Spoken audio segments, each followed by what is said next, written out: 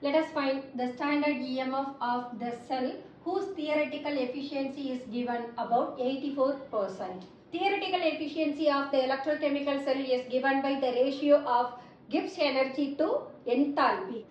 So 84 equal to del G naught divided by del H of the reaction minus 285 into 100. We know the relationship between standard Gibbs energy with standard electrode potential. So E naught cell equal to del G naught divided by minus NF minus 239.4 divided by transfer of electron to then Faraday 96,500. E naught cell equal to 0.00124.